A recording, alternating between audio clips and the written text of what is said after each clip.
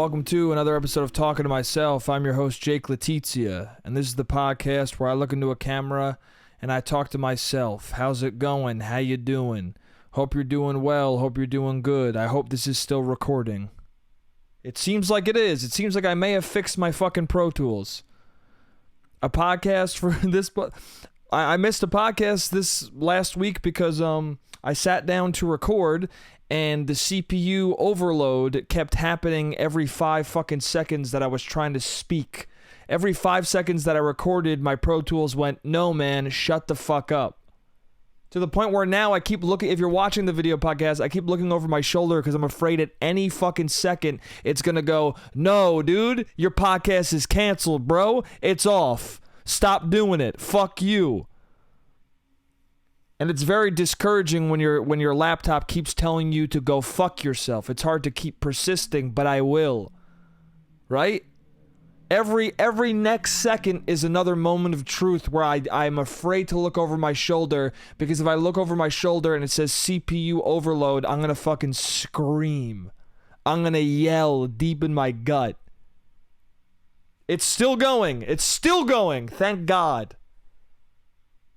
Let's see. Maybe we'll fucking be able to actually record this fucking thing. Maybe we'll actually be able to have another episode of this fucking podcast come out. This goofy, silly, nonsense, bullshit, fun fucking thing to do. I hope I can keep doing it. As long as my laptop doesn't, let me look over my shoulder. Fuck me. It hasn't yet. I have not been fucked yet. It seems like it's fine so far.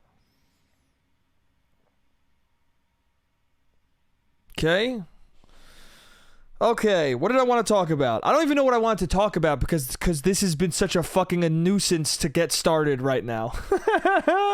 I was trying to record this last week in a pinch before I went to go fucking do stand-up, and the CPU was overloading, and I only had exactly an hour to record it, otherwise I'd be fucked, and it overloaded for a half hour straight to the point where I was like, fuck this, and I'll record it over the weekend. And now it's the following Wednesday, and now I'm finally recording. And the motherfucking thing was doing it again, to the point where I had to look up online how to fucking make sure the CPU doesn't overload. I thought it was an overheating issue, like my room was too hot. Then I was looking online, it said you have the wrong plugins running, but then they were talking about mixing down shit, and I wasn't mixing down shit, and they were saying that the sampling was wrong, and then I was like, yeah, but the sampling usually works. The sampling I'm doing usually works. And then I looked back and it was like, make sure you don't have a version of Pro Tools that is not no longer compatible with your OS. And mine has said it's no longer compatible for a while. And I always thought maybe just Pro Tools, the old, the new version of the Mac does not compatible with the old version or with the current version of Pro Tools. Maybe I'm just fucked Mac-wise. Maybe Mac is just fucking me inside of my ass, eyes, ears, and mouth.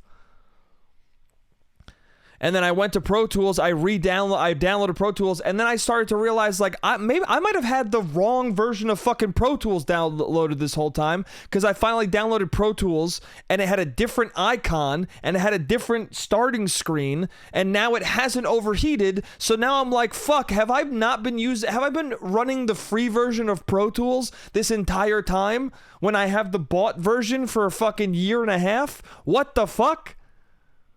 I think that's what's been happening, dude. I think I've been recording this thing in the fucking bitch ass free version,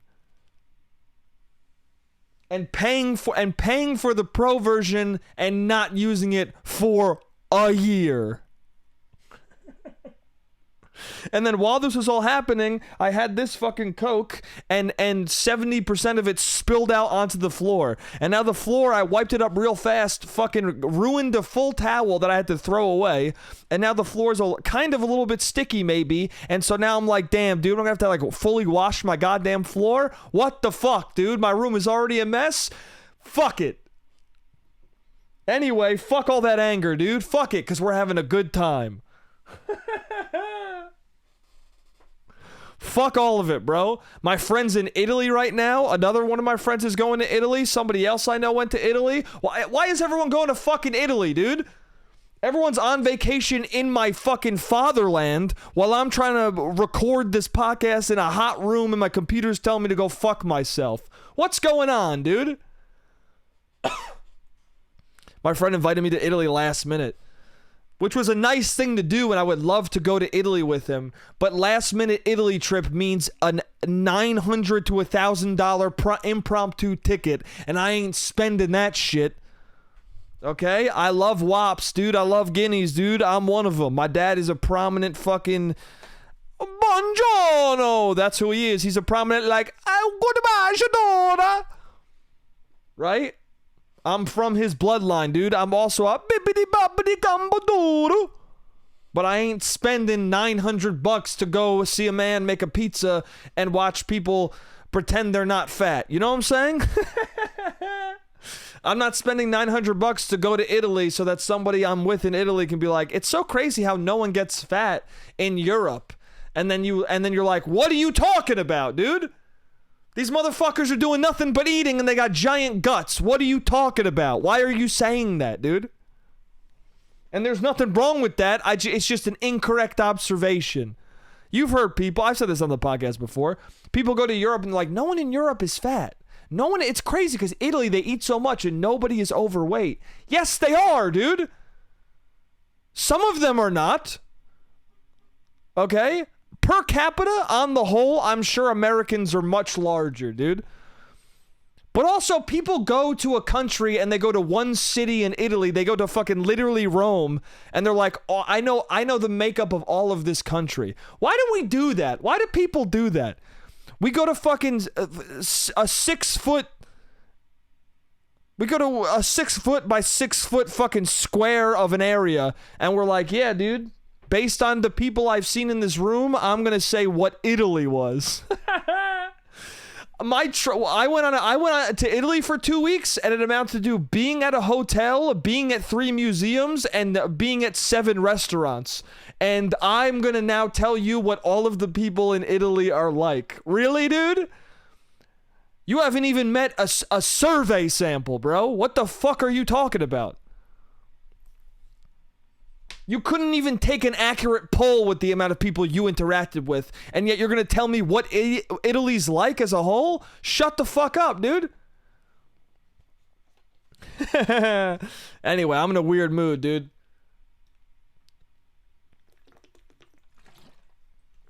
When you're on public transit in Europe, in France, in Italy, in wherever, and you're speaking English, do you think that's rude to the people around you? Because when I was on the subway the other day, these women were speaking in French. It was 2 women and a man. And like a classic, a trio of Europeans. It was like 2 beautiful women and one like scary looking guy. Maybe that's what Europeans and French people and all sorts of, maybe that's what, you know, tourists in New York think of Americans. I'm not sure. Or maybe that's what they think when Americans go to France or their country. Maybe they think the same thing. Maybe they think it's always beautiful woman with a scary man. But I'm just going to say it. Every time I meet Eastern Europeans, whatever the fuck, Russians, Italians, French people on the subway, every time I see a trio, it's 2 beautiful women and a weird motherfucker. And you're like, is this guy dating them? Is he a friend of theirs? Did he just find them in the street? What's going on? They seem to be a group, but he seems like he's like threatening them in some way. I don't know. There's a level of danger that feels palpable when I'm looking at this trio. That's all I'm saying. Anyway, these 2 women were speaking in French, and he was just kind of watching them talk. That's the thing too. It's always 3 people, 2 women, and 1 dude who's like in the conversation but not participating. That's a fact, dude. That's what tourism in New York is. You see tourists in New York, and if they don't have kids, if they're single, if they're kidless, that's what they're doing. 2 women chatting it up, and 1 dude who you're like, I think he's with them, but for some reason he won't say words. He looks at them, listens, and then looks at the map. That's what he does. He looks at the fucking map. He's like, hey, this conversation's interesting. I don't want to participate, though. Also, let me make sure where we're going. I don't make the rules, dude. I'm just fucking telling you what it is. Anyway, these French women were speaking in French, and I was getting offended because I couldn't eavesdrop. But I don't get that way with like, if people are speaking Spanish on the subway, and they clearly live here, I don't, like, it doesn't bother me. It's weird. If I see someone who looks like a New Yorker, and they're speaking a different language, but it seems like they live in New York, I do not care. I do not care. But for some reason, when I see someone who's clearly a tourist speaking in French, I'm like, this is rude, dude. I should know what you're saying. So I wonder if when I'm speaking English, see, but it's a false equivalency, because when I'm speaking English in France, most of the motherfuckers can understand what I'm saying because a lot of motherfuckers are bilingual. And also, is that another stupid assumption? Because I always assume that. I feel like Americans are the only people who assume that everyone speaks English in the country they go to. Right? I feel like French people don't come here thinking like, oh, I'm gonna just start talking French to people.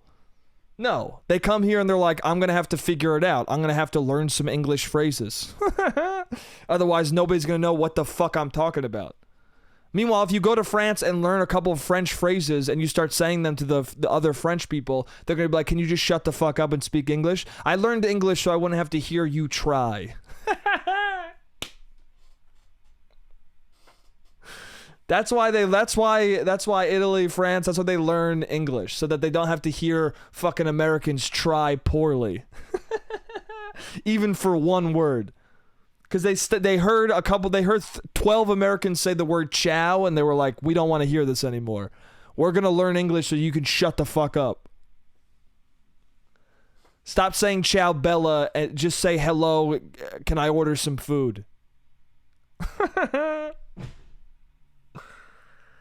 I have no idea where they're going in Italy, too. Every time I'm like, oh, my friends in Italy, everyone's like, where'd they go? I go, how the fuck am I supposed to know? I can't identify different states in this country just by looking at them. How am I going to fucking know what city in Italy you're in by looking at a photo? I knew they were in Italy. I know what Italian people look like. Honestly, I got lucky with the architecture, dude. I was like, this architecture seems Italian to me, and I was correct. But I've been wrong before, dude. I've pegged France as Italy. I've pegged Italy as France. I've fucked it up. If you were in Wisconsin and you showed me a photo, I wouldn't know where the fuck you were. I would think you're in Westchester, dude. I would think you're in my fucking hometown.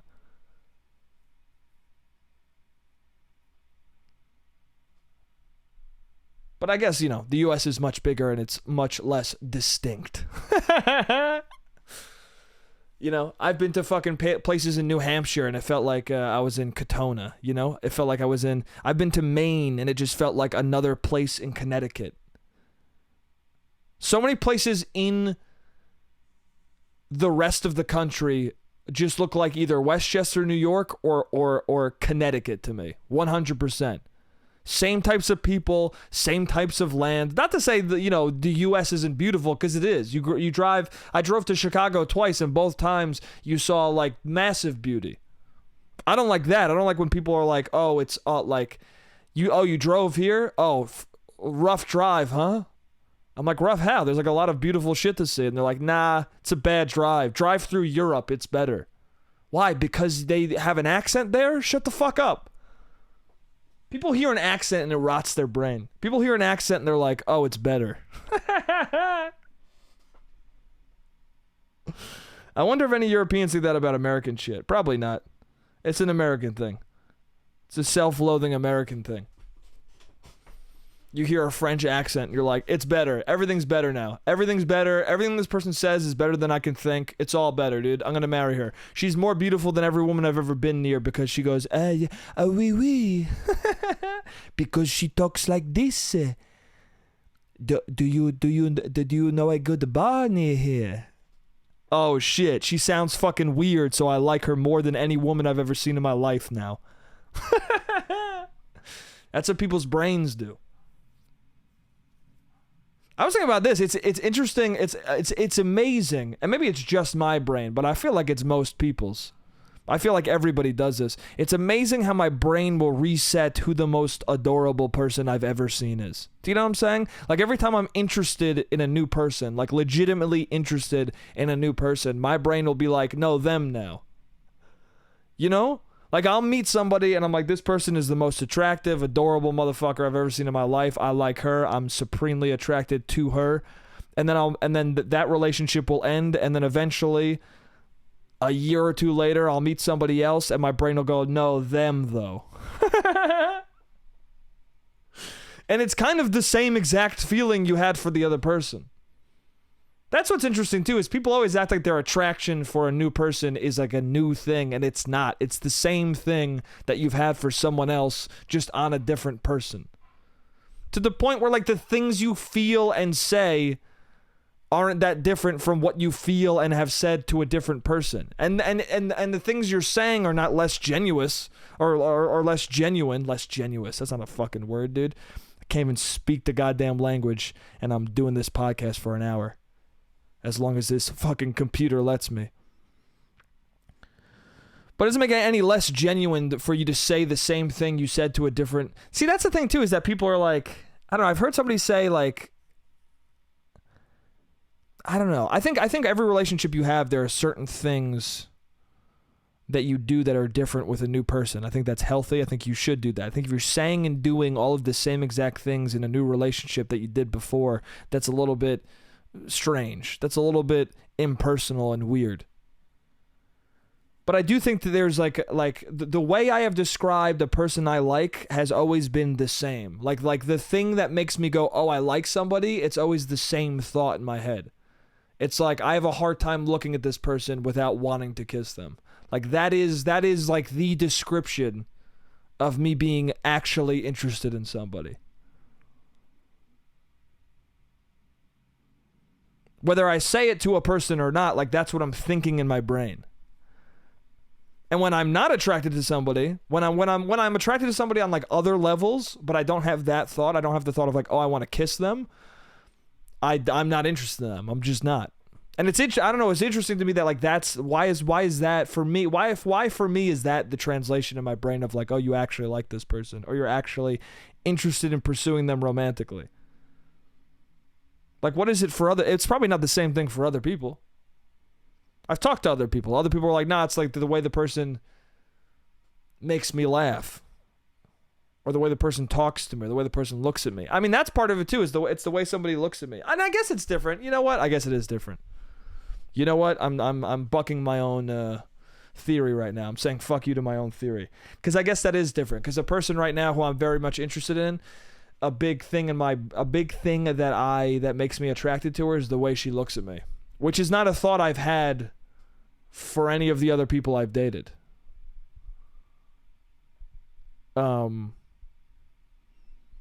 Maybe I thought it though. Maybe I felt it. I probably felt it and thought it, but for whatever reason this time around, it's been like the prominent thought in my brain. Maybe that's the thing, is that every person you end up being attracted to them for the same reasons you're attracted to somebody else, but for some reason, for each new person, it's a different specific thing that jumps out. Does that make sense? Like every person I've ever been interested in, I've liked I've liked the way they laugh. I've liked the way they made me laugh. I like their smile. I like their fucking face. I want to kiss them. I like the way they look at me. I like their hair.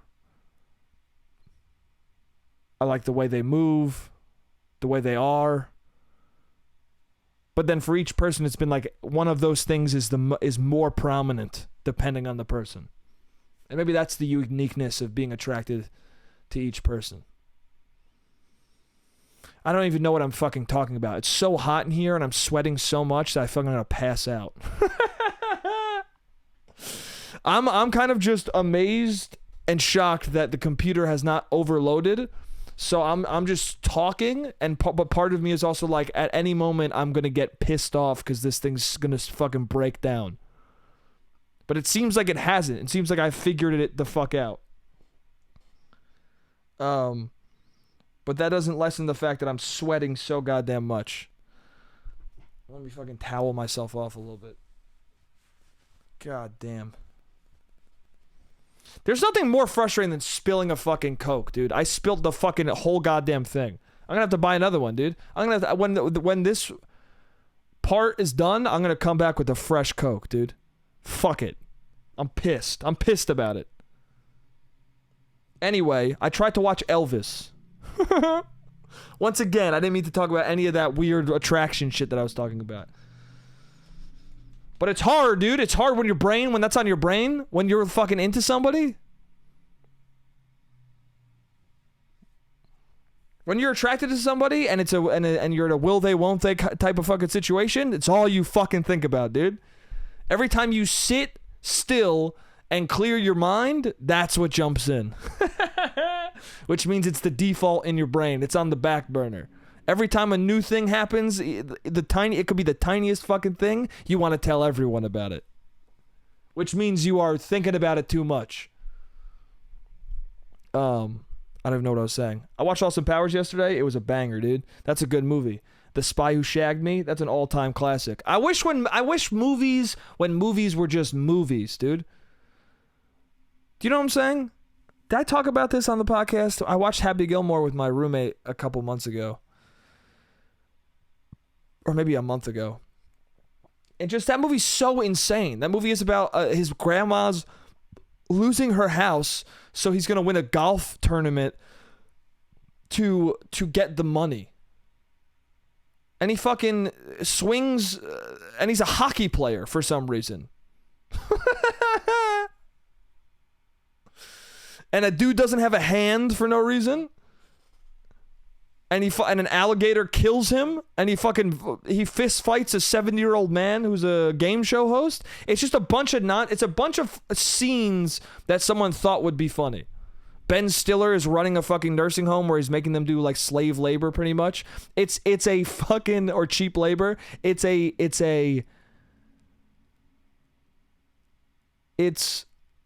just a movie that exists as a movie. It's just there to entertain you and make you laugh, and that's it. And I miss that, dude. Every comedy, I feel like the Apatow comedies, while I do like them, they grounded things and they added a sense of realism to comedies that now I feel like so much, like people haven't been able to break out of it. You know, like even The Hangover had like real world stakes in it. Like it wasn't, there was a silliness to Adam Sandler movies. There was a silliness to Mike Myers movies. Like all of the visual shit in Mike Myers movies where like everything looks like his penis, like stuff like that, it doesn't happen in movies anymore.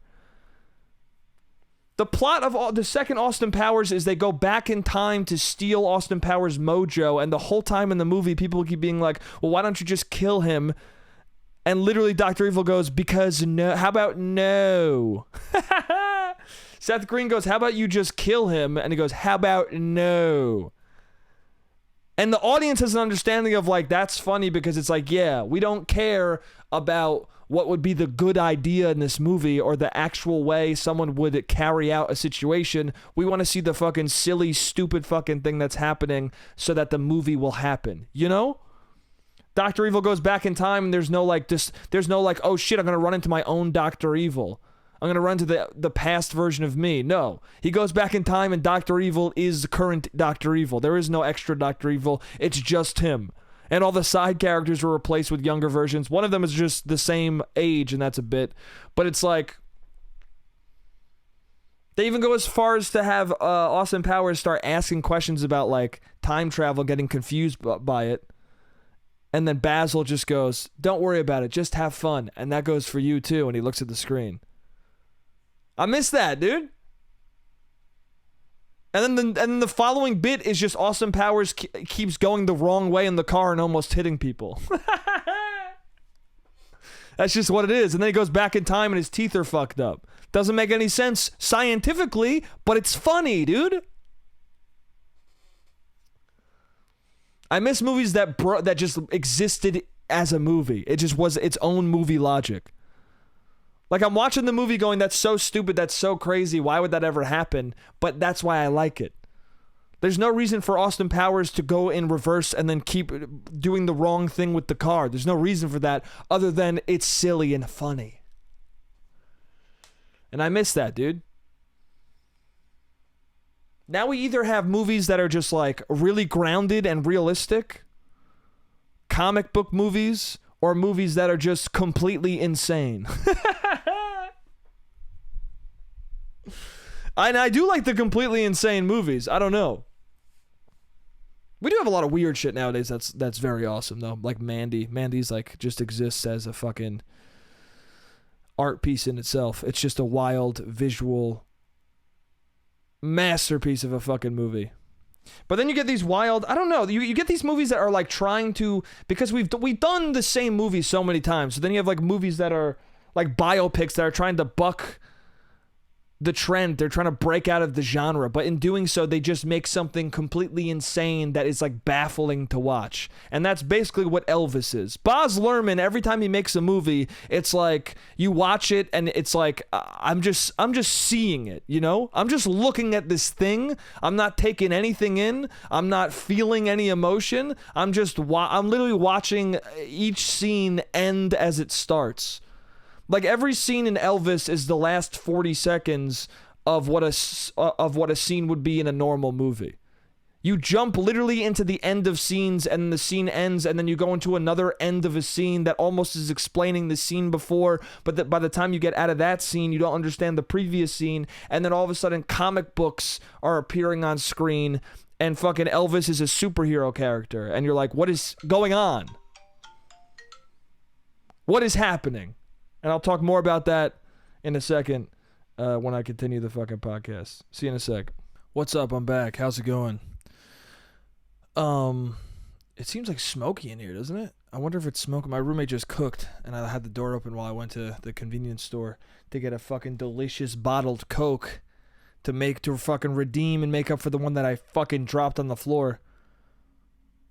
So I feel like I got a little smoky in here because I left my door open, but maybe not. Maybe it's just all in my fucking head. Who knows? Anyway, I was talking about Elvis. So Elvis, yeah, every scene seems like the end of a scene.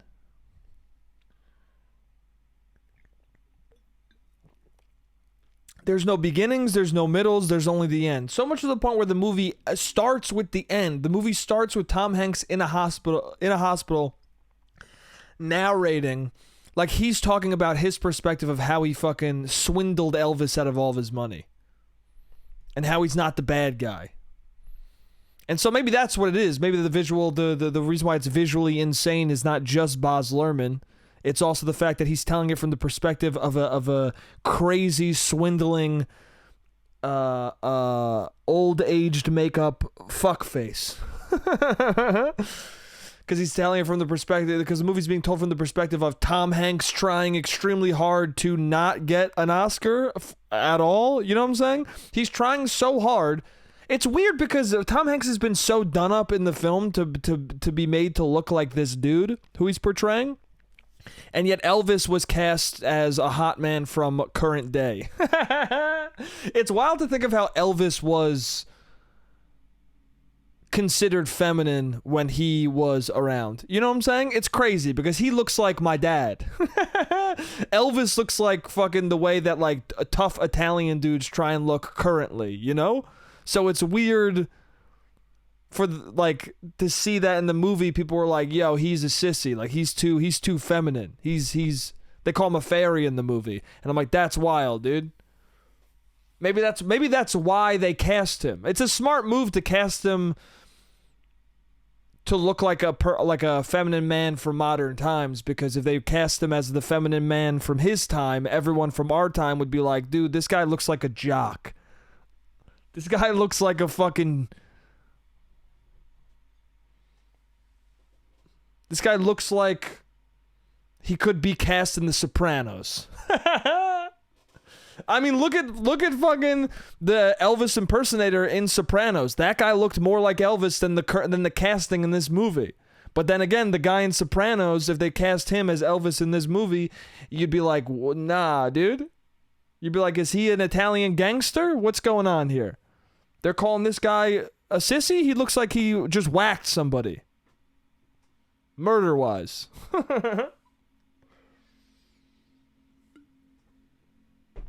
Anyway, I don't know what the fuck I'm talking about. Elvis, it's crazy. Elvis is like, it's just all surface level. It's all the ending. It's all surface level. It's like if you watched porn and it was just all coming. It was just all nutting. It was just all, oh no, I'm gonna come.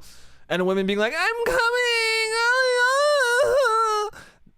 Just that. Just fucking an insane montage chopped up incoherently of that. That's what Elvis is. A cum montage that doesn't make any sense. But it kind of does, but it doesn't. Like, you know what's happening, but at the same time, you're like, I wish there was, like, more fucking in this.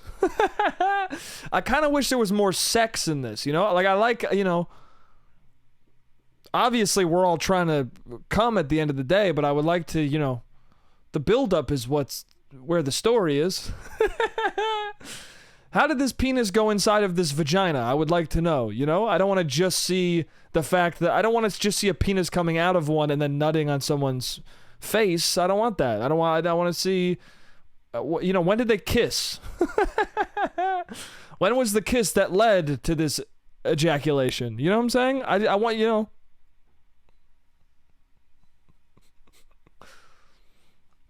People always say that, you know... A lot of people are like, oh, story in porn is stupid. And the implication is that story is for a movie. But Elvis goes the other route. Elvis is like, story in stories is stupid. Story as a part of telling a story is dumb, dude. We're all cum. We're all nutshots here. It's all in your face and quick and fast and... I mean, look at the scene where he's, like, performing. It literally is just a scene of women nutting. It's just a scene of women involuntarily moaning. It literally is what I just described. And then every scene is like that. Every scene is just like, what is going on? He's walking down the street, he hears Ain't Nothing But a Hound Dog, and the next scene he's singing Ain't Nothing But a Hound Dog on stage. There's no acknowledgement of whether or not he stole it. Although they're setting it up visually that he did. Maybe it's the ultimate movie. I don't know, dude. I was watching it being like, is this awful or is this like evolution? Because I'm not following anything enough to give a fuck about Elvis. There's a scene in it where he just ain't nothing about a hound dog on TV, and then the next thing we know, it's Tom Hanks telling him he has to do something, and then he has to do like this corporate gig, and then the next scene is him standing next to a dog and everyone laughing at him, standing next to a hound dog and everyone laughing at him, and it's like cut real close and he's like sweating, and then all of a sudden the next scene is them coming off stage and the musicians being like, we're musicians, this is embarrassing, and Elvis being like, I don't know, what am I supposed to do? And then all of a sudden we're in another scene. So that's like four scenes in 1 minute. 4 scenes in a fucking minute, dude. How am I supposed to follow that? And we were 43 minutes in. Okay? 4 scenes a minute, 43 minutes in. I'm not good at math, but that's a fucking lot of goddamn scenes. I can't do the multiplication on that. I'm not smart enough. I need my phone for that, dude. What's 43 times 4? I'm gonna do it right now. 43 times 4. Too many fucking scenes. 172. Elvis has 172 scenes in the first hour. Not even. The first 43 minutes, I saw 172 scenes. I'm good. Am I exaggerating? Probably. I didn't count the actual scenes. But if that minute is any indication of what I fucking watched, it's too much. But then again, someone younger told me they saw it 6 times. So maybe I'm just an old man, dude. I'm just an old man. Maybe people in their fucking early 20s and teens are loving it, bro. Maybe some kid in high school is like, this is the ultimate biopic. I get everything he's feeling instantaneously. I don't need a scene that establishes who he is as a person. Maybe I'm outdated, bro. Maybe like Elvis himself, I'm out fucking dated. That scene in the movie is good though, where he's like, he's white? You know that scene that got memed where Tom Hanks is like, he's white? Finds out Elvis is white, and then immediately in his brain he sees dollar signs. Which, as my roommate said, and I agree with him, that probably is the most realistic. That's the most realistic and grounded moment in the movie. Because Tom Hanks's character in real life definitely was like, thought that. A dude from that time period, that racist, I mean... To be fair, Dr. Dre did the same thing with Eminem. He thought he was black, and then he met him in person and was like, he's white? I'm going to make a lot of money. Tom Hanks did the same thing. He's white? I'm going to make a lot of money.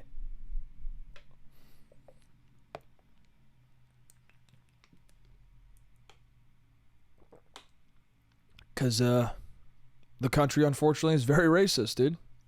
It's so crazy. It's so crazy. It's always crazy when I've talked about this on the podcast a bunch before, but it's like crazy. It's just crazy. When you really think about stuff like that, it is wild. Like a Jack Harlow comes around, and even today, a Jack Harlow rolls around. And motherfuckers, it's just implicit. You just know it. You're like, there is a huge swath of white people who are just going to like this guy because he's white. That's sad as fuck, dude. They're gonna think he's much better than he is because he's pretty good and he's a white dude. That's sad, bro. When you meet a motherfucker who says, I like Jack Harlow more than Kendrick Lamar, you feel a deep sadness in your gut. At least I do, dude. When people don't know who JID is, but they fucking know all the words to Jack Harlow's What's Poppin', I get depressed, dude. I get sad, bro. If you don't know who JID is or JID, look him up, bro. Even if it's just to the 14 people who watch this, even if it's just 14 people who get turned on to him right now, that's enough, dude. That's 14 more people. People need to know. It's the best fucking album of the year. The Forever Story. Look it up on Spotify right now. If you don't know what it is, look it up and listen to it 1,000 times. Look up the song Crack Sandwich and fucking listen to it. Surround Sound. That was the single on it that dropped a little while ago. Listen to it. It's the best rap I've heard in forever, dude. And this is the same year that fucking Kendrick's album came out. And I'm saying The Forever Story might be better than it. That's right. I don't know. I don't know if that's true. But I'm being hyperbolic because I want you to listen to JID. If you like fucking Kendrick Lamar and you liked his new album, go listen to JID's The Forever Story. You got blessed with 2 amazing albums this fucking year. Dude, there are people, this is crazy, dude. And that's how you know that part in Elvis is so realistic. Okay? Because even to this day, there are motherfuckers out there who are like, I love hip hop. And they've listened to the Jack Harlow album multiple times probably, and yet they've probably haven't listened to JID's album or even Kendrick's. That's fucking sad, dude. If that's the life you're living, change it, dude. Change your shit up.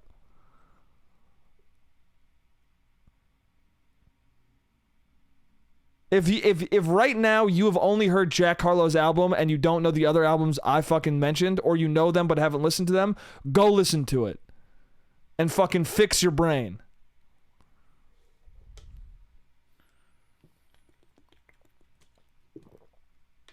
And also, let's not hate the Jack Harlow. I don't hate on Jack Harlow. Or, I mean, Elvis or Eminem, they're all, I mean, well, Eminem's great. I love Eminem. Jack Harlow, I think he's pretty good. He's fine. He's pretty good. Elvis, I like that song, Are You Lonesome Tonight? But then again, I don't have a connection to Elvis. Elvis and the Beatles, I just never... There are people in music history that everyone's like, this motherfucker was it, and I just haven't listened to it or cared about it at all. I don't care. I mean, the Beatles, I've heard songs by them that are like fun, but I just don't. I saw Across the Universe, that movie that's a musical and it's all Beatles songs. I didn't really like it. And I don't know if I'm going to blame the Beatles for that, but I just didn't think that movie was that good. I didn't like it. The way they strung together the songs, I didn't enjoy that much. And that's fine. I know people who love that movie, but maybe the Beatles just aren't for me. Sometimes certain music's not for you. Sometimes you're being racist, but sometimes it's not for you.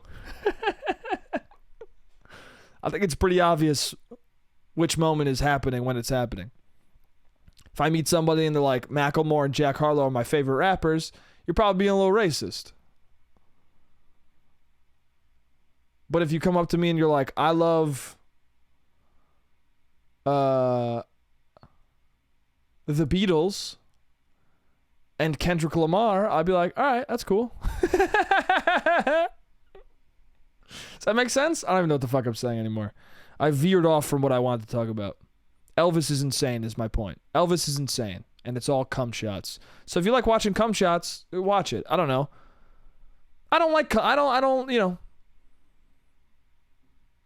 When I'm jerking off, I'm coming to sexual positions that seem fun to me, or when a woman is coming, or people making out.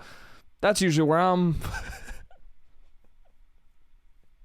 having my time, you know? When I go and watch a movie, I'm having my time. What gets me excited, what gets me off when I'm watching a movie, what gets me off mentally is character development, feeling for somebody, maybe crying at a scene, feeling extreme emotion for people in the movie. But then again, there's people like my friend who they come at the cum shot. They're a very literal man. So maybe, you know, there are a lot of people who watch movies just for a satisfying twist. Maybe Elvis is for you. It's all climax. It's all twist. It's all just, what the fuck is happening? Maybe that's for you, dude. A lot of people liked Lost, bro. Every episode ended with a twist. Elvis is like the end of Lost over and over and over again for 3 hours.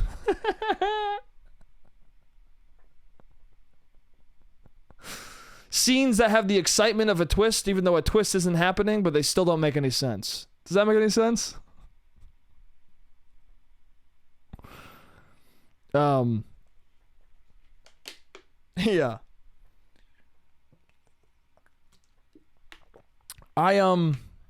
This was something that I didn't write down, but I noticed it as I was walking outside, and this is a thing that I've probably talked about on the podcast before, but fuck it, it just happened. I move through the world with an unpleasant look on my face. I've realized. I move through the world with a very unpleasant scowl on my face, and I am almost always not aware of it. But then there will be little moments that make me aware of it. On the podcast a while ago, I talked about how I was walking home from a job interview, and some guy in Times Square was barking for a comedy show. And he just stopped barking for a moment to just look at me and go, "Man, you got some scowl." And then I laughed out loud. And then he didn't ask me to the comedy show. Which now for the first time I've realized how much of a scowl I must have had for him to stop dead in his tracks, tell me about it, and then not ask me to the comedy show when I started laughing hysterically. Also, this is a motherfucker barking on the street for people to come to his comedy show, dude. This is a man who's working his ass off to get an audience into a room so he can do fucking, what, hopefully 10 minutes? And he's looking at faces all day. And he's asking people with scowls to go to the show all fucking day. And yet for me, in the middle of Times Square, he probably saw 1,000 motherfuckers that day. And for me, he stopped me to tell me, "Yo, man, I would not want you." He basically stopped me to tell me, "Hey, man, I would never want you in an audience." And guess what, dude? I was on his side until that moment, because he's wrong, bro. I fucking laugh, dude. When I'm in an audience, I give it up. First of all, when I'm in an audience and someone's on stage, I'm smiling. I'm smiling by default. When I'm walking down the street, I'm scowling because life fucking stinks, dude. Because life is rough, bro. Okay? Because life is often a weight on your chest, and when you're moving through life and there's a bunch of other motherfuckers who are depressed as shit around you, or angry or annoying or too happy or whatever the fuck, you feel that energy as well, and the scowl becomes more intense and permanent across my face when I'm moving through the world. But when I'm sitting in a comedy show, I'm there to laugh. I'm there to have a good time. It's a different context. It's a break from the world. It's a fucking escape. And so the moment you're on stage looking at me, I'm smiling at you, letting you know I'm ready to laugh. Not make me laugh. I'm ready to laugh. But anyway, he was right. He was right about the scowl because I was walking through my neighborhood back home to bring this beautiful Coca-Cola home to me and my roommate. I got him one as well. Damn, I gotta stop drinking these. I'm constantly in the process of trying to lose weight that will always stay on my body. I'm in a perpetual state of trying to lose weight that is going to permanently be on my body forever because I don't ever try hard enough to get it off, you know?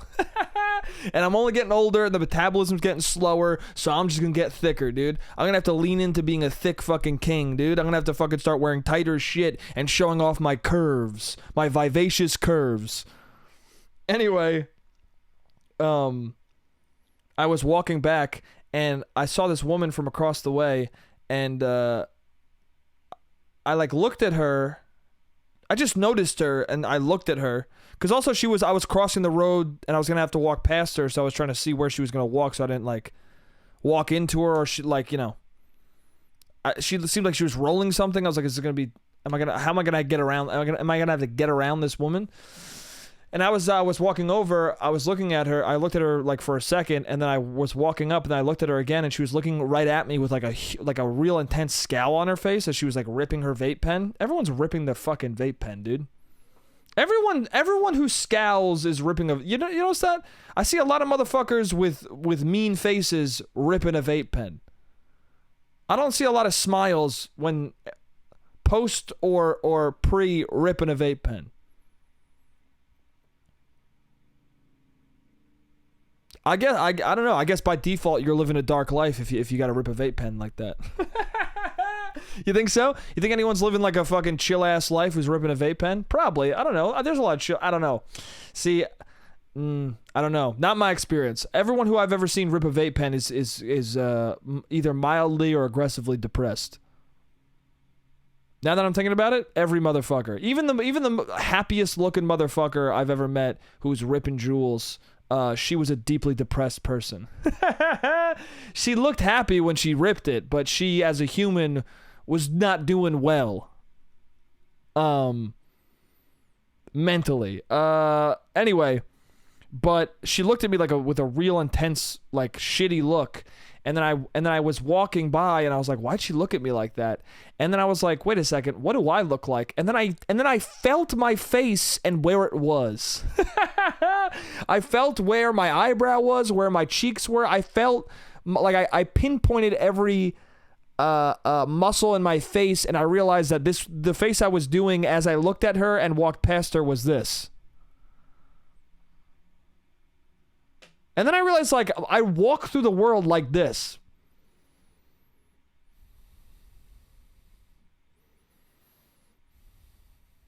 If you're just listening to the podcast and not watching it, watch it for this moment, because what I look like is Max Payne from Max Payne 1 if I looked mean. Max Payne and Max Payne 1 is doing this, but he's kind of smirking, and I'm not. I'm Max Payne if he wasn't smirking, if he was serving cunt. No, that's not what that means.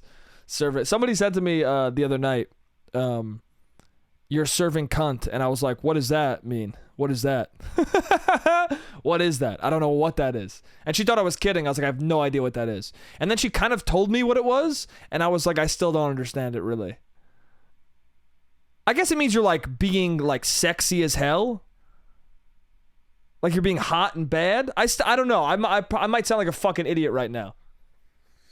And then I learned it was from... I figured it was from Drag Race, and then someone said to me, oh, it's from...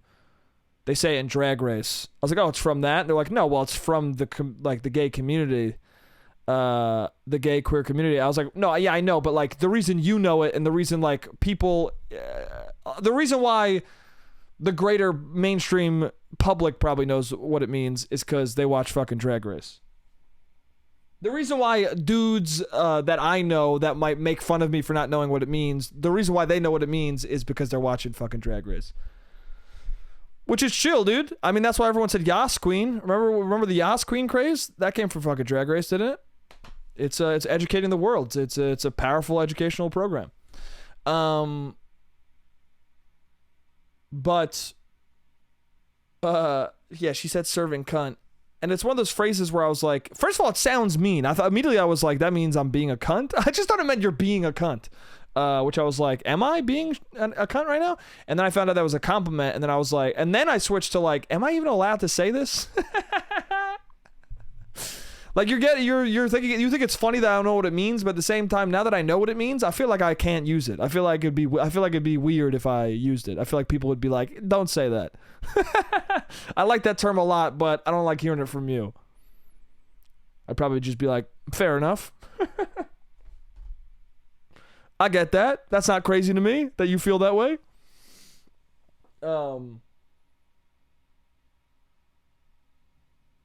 Yeah. I got like 3 minutes left in the pod before the timer goes out. Fuck, we did it, dude. We did it. Finally. I'm sorry for missing a week. I've been bad with the podcasts these past couple of months, these past 2 months or whatever. I've been missing, I've been missing weeks here and there. It's not good. I gotta shape up and fucking hunker down to make sure that doesn't happen. Hopefully it doesn't happen anymore since I fixed the fucking Pro Tools issue. A lot of times it was just CPU overloading, was hot as fuck in this room, and it was just bad at managing my time. But no more, dude. No more of that shit.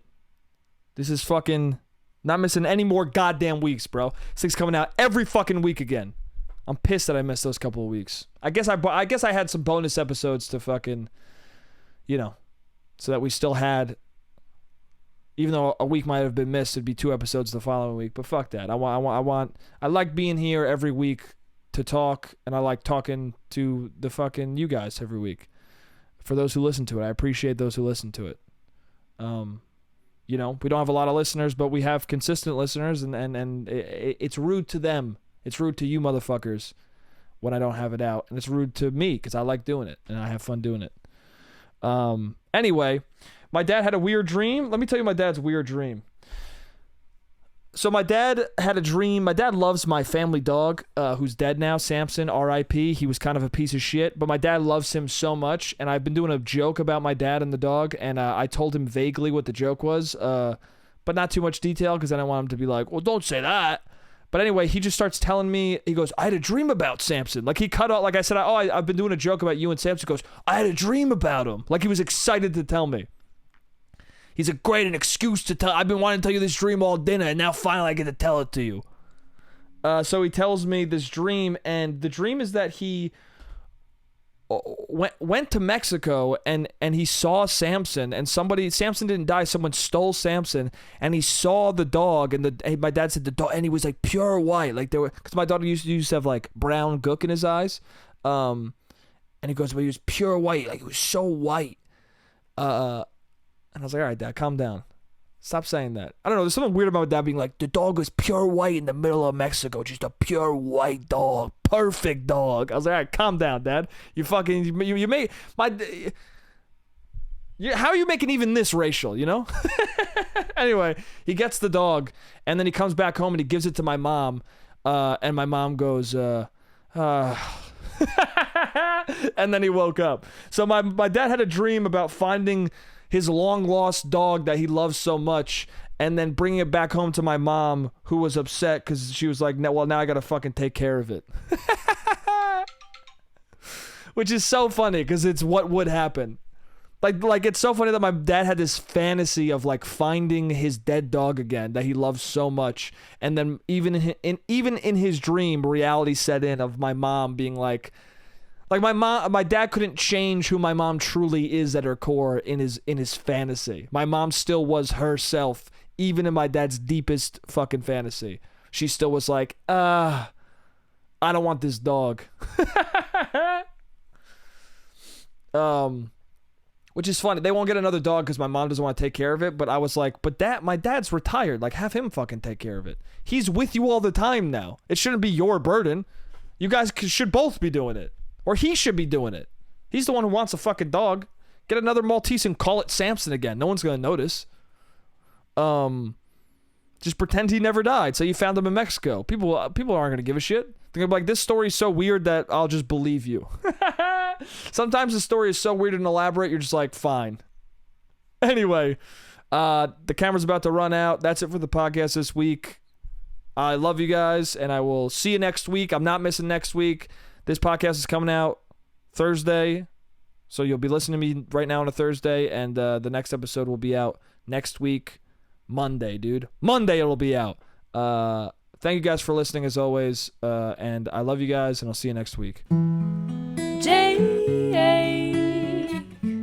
you're an idiot. Jake,